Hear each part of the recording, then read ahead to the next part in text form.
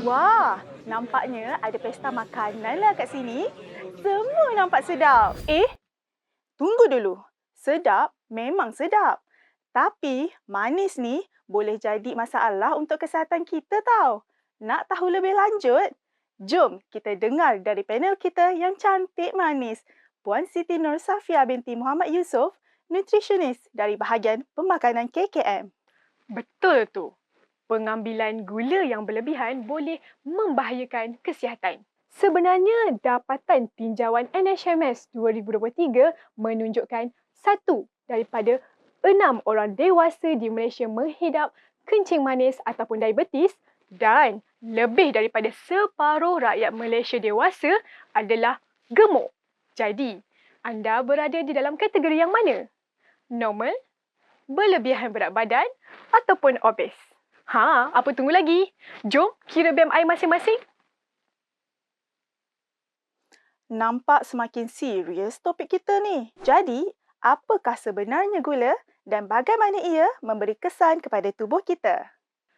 Gula merupakan karbohidrat ringkas yang membekalkan sumber tenaga segera yang mudah diserap oleh tubuh. Gula terdapat dalam sumber semula jadi seperti nasi, mi, roti, buah-buahan dalam bentuk fruktosa dan susu dalam bentuk laktosa.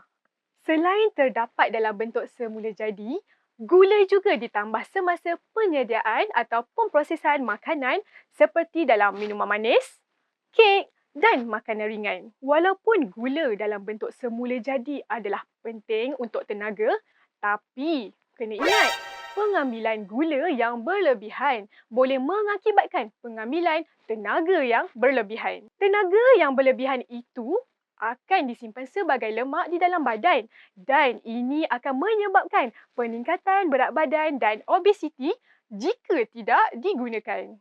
Obesiti dan berlebihan berat badan meningkatkan risiko mendapat pelbagai jenis penyakit tidak berjangkit seperti diabetes, hipertensi, sakit jantung dan beberapa jenis kanser. Selain itu, kajian turut menunjukkan pengambilan gula berlebihan boleh menjejaskan sistem imuniti badan kita. Karies gigi juga boleh berlaku akibat pengambilan gula secara tidak terkawal, terutamanya dalam kalangan kanak-kanak.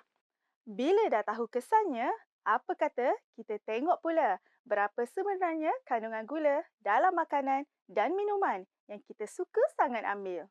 Kalau kita tengok tertarik ya, ia mengandungi sekitar 5,5 sudu teh gula. Ais blended coklat pula mengandungi 8,5 sudu teh gula. Tapi yang paling mengejutkan adalah teh boba. Ia boleh mencapai sebanyak 20 sudu teh gula. Bila kita bercakap tentang makanan pula, coklat kacang berkaramel ada mengandungi 6 sudu teh gula, aiskrim mengandungi 7 sudu teh gula dan kek coklat mengandungi 6 sudu teh gula. Patutlah semuanya sedap dan manis kan? Jadi, kalau kita nak kawal pengambilan gula, berapa banyak gula pula yang kita patut ambil dalam sehari? Dan macam mana cara kita nak pilih produk makanan dan minuman yang sesuai?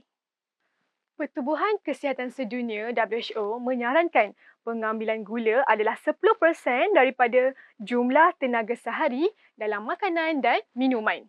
Ini bermakna bagi individu berkeperluan kalori harian 1,500 kalori, anda hanya boleh mengambil sebanyak 7,5 sudu teh gula sahaja sehari. Termasuklah gula tersembunyi. Baca label apabila membeli produk makanan dan minuman. Pilih produk yang kurang gula atau tiada gula tambahan atau pilihlah produk yang mengandungi logo HCL. Biasakan dera rasa kita untuk kurang manis dan jangan lupa juga untuk membudayakan diri pesan minuman kurang manis atau tanpa gula ketika minum dan makan di luar. Jom kita kawal pengambilan gula harian. 1 sudu teh dah cukup, kurang lebih baik, tiada terbaik. Terima kasih Puan Safia untuk info berguna itu tadi. Jom budayakan hidup sihat, kukuhkan imuniti badan. Jumpa lagi dalam episod seterusnya.